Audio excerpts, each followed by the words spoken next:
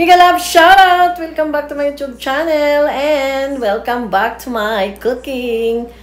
Okay mga kaasam, today I want to share to you how I cook my plain custard cake.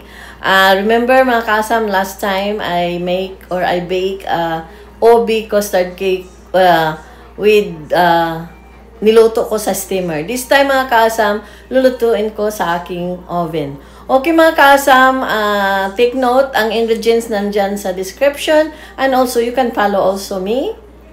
I'm gonna show you my ingredients. Let's go! Ito po ang ating ingredients. Unang-una, cake flour, 2 cups, pineapple juice, and then cream of tartar, vegetable oil, at saka meron tayong siyam na itlog dyan para sa leche flan at saka sa cake. And half cup of sugar. And dyan ang half cup of sugar. And mga kasam, hindi natin nalagay ang ating condensed milk and also vanilla and iba. Hindi ko nasali dyan. Pero kasama sa ating ingredients. Yan po ang aking ingredients. Let's go and start. Ayan na mga kasam. This time mga kaasam, iniba ko paggawa natin ng caramel. Nilagay ko na siya diretso sa hulmahan. Dito ko siya gagawin na caramel. Ayan. Until siya magba-brown mga kaasam. Nilalagyan ko ito every hulmahan. Nilagyan ko ng 1/4 cups of sugar. Para lang siya mag-fill in dyan siya.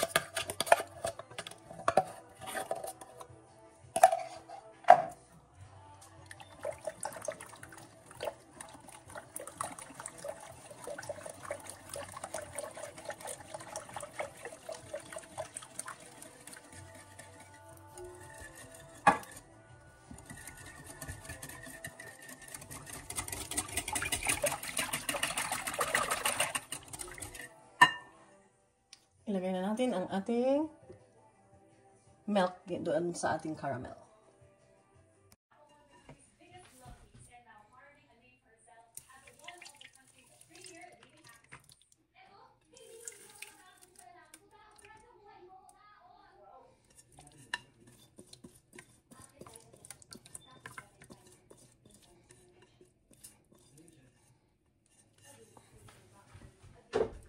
Now, we set aside natin sila. Mga kaasam, gagawa tayo ng ating cake.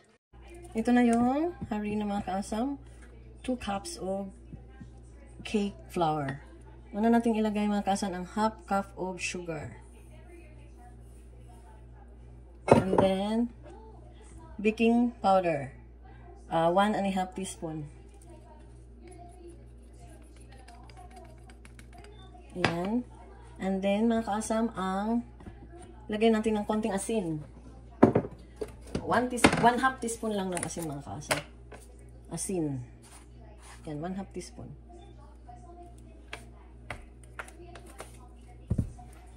Ayan. Are you following me, mga kaasam? Ihalo lang ito natin. Tapos, ihalo na natin ang ating oil, juice, and saka yung egg. Ayan, now, gagawin natin yung, cake. Ito yung 4 na egg yolk, mga kaasam, para sa ating cake. Haluin lang natin ito, ng paganyan. This one pala, mga kaasam, lagyan ko ng konting vanilla, okay? And then, lagyan natin ng oil. 1/2 cup of oil. And then, yung 1 cup of pineapple juice, mga kaasam. And then, lagyan natin ang vanilla. Vanilla, mga kaasam. Ito ang ating taksanan. Ano lang, ganyan. Diba? Ayan. Ready to mix. And then, i-mix na rin natin ang ating dry ingredients. Ito na ang ating dry ingredients, mga kaasam. Ayan. Halo-haloin lang sila lahat. Tapos, i-set aside na naman natin para sa ating meringue. Gagawan tayo ng meringue. Alam nyo na yung meringue, mga kaasam, diba?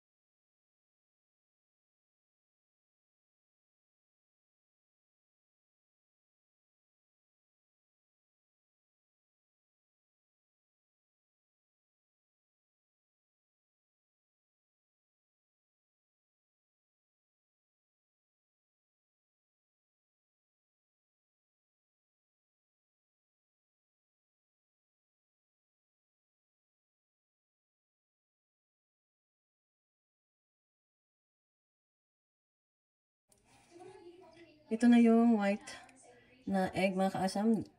Sinali ko lahat. Yung mga puti doon sa, ano na yun, sham na egg. Okay? You know the routine, mga kaasam, right? Magawa ng meringue.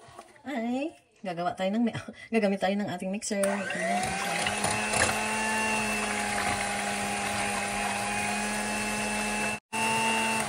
Now, ilalagay natin ang ating cream of tartar.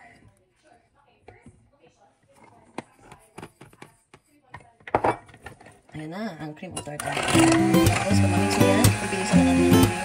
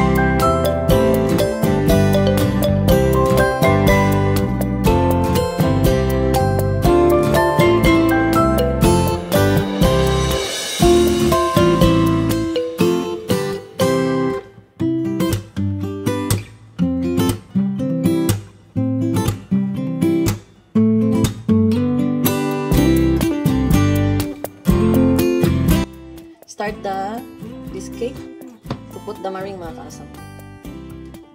Ayan. Hindi natin patagalin dahil magtubig kasi ito, mga kaasam.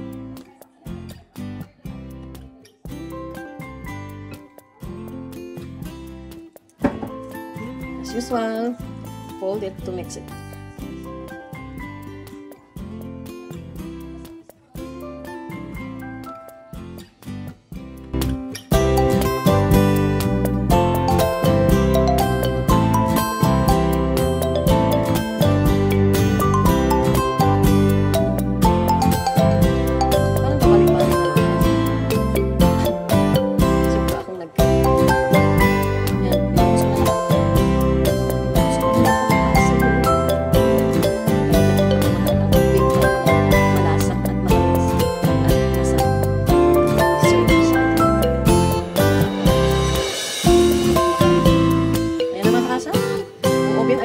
na rin.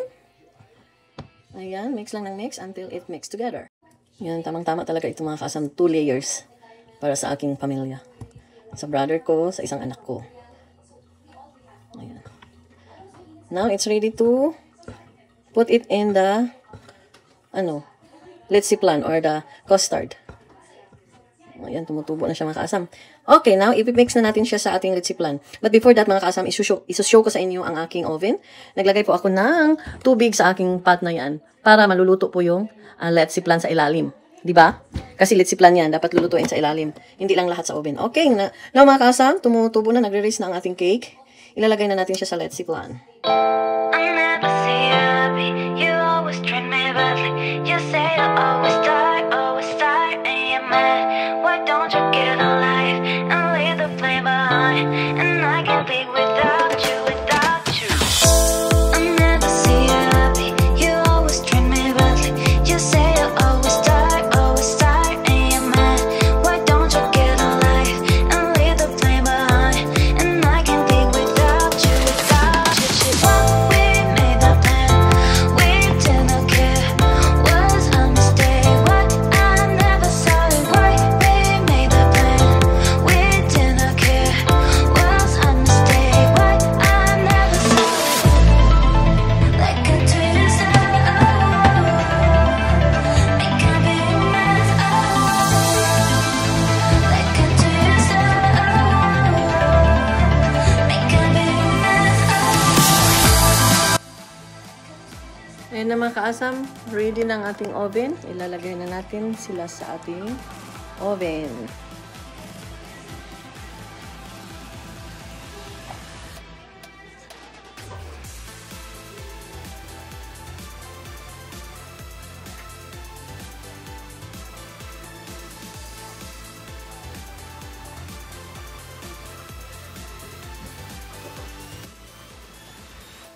Now, ngayon mga kaasam, i-check natin ang ating cake. Uy, luto na ang ating cake. Pero tignan natin kung luto na ba talaga ang ilalim niyan. Let's check with a toothpick. Ayan na mga kaasam. Natusok ko na sa toothpick. At kitang-kita na lutong-luto na talaga. Kaya alisin na sa oven. Yan na po ang ating cake. Custard cake. Ayan mga kasam, andito na tayo sa ating tikiman time. Ito na, medyo mainit pa siya. Pero masarap yata pag mainit pa. As usual mga kasam, ganituin natin siya, luluwagan natin sa gilid. Para talaga siya malaglag. Hindi malaglag sa sa lupa. Kung hindi malaglag sa ating tiyan. O, ayan na ang juicy ng ating lechiplan. Ayan, pagkatapos niyan mga kasam, of course, titikman ko na. Ang ating taga-tikim na si Gary ay wala. Ayan. Ganito po ang ating pagtaob. 1, 2, 3. Charan! Hulaan niyo mga kasam. Is it successful or not? Let's go and see. Ay, dumikit. Charot. Ito na mga kasam. Dumikit talaga siya mga kasam. Ayaw talaga niyang umalis. Mainit pa kasi. Chang-charan! Chang-charan! Chang-charan! Chang-charan! Ayan na. Tagal, no? Magpa-trail pa talaga siya. Ayan na mga kaazam. Ang aking custard cake. Makikita nyo? Ayan. Hindi ko sinali yung white na egg. Kaya makikita nyo, dilaw na dilaw. Wala siyang, Kaya ito na. Tikiman na mga kaazam. Let's go! Hihiwain na natin ng mahina. Parang, Ayan. Para matikman na natin. Kunti lang ang ating tikman dahil ang ating taga-tikim ay hindi pa dumating. Pero ipakain ko naman sa kanya ang kalahati ng tikim ko. Kasi bawal sa kanya ang matamis. Kaya ito na mga kaasam. Masarap! Masarap! Ayun Yellow na yellow. Diba?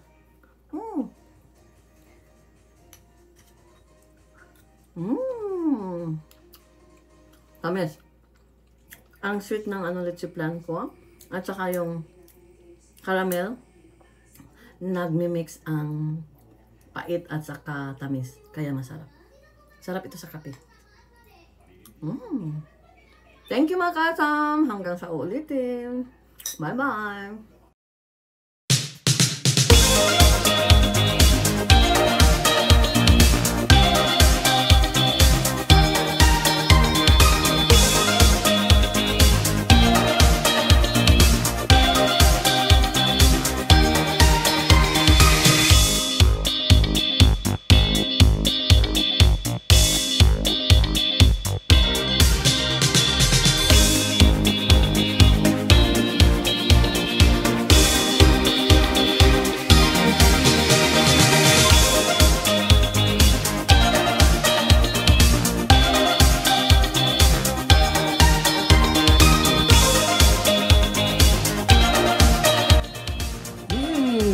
Tastes like Taste what? beef barley. Huh?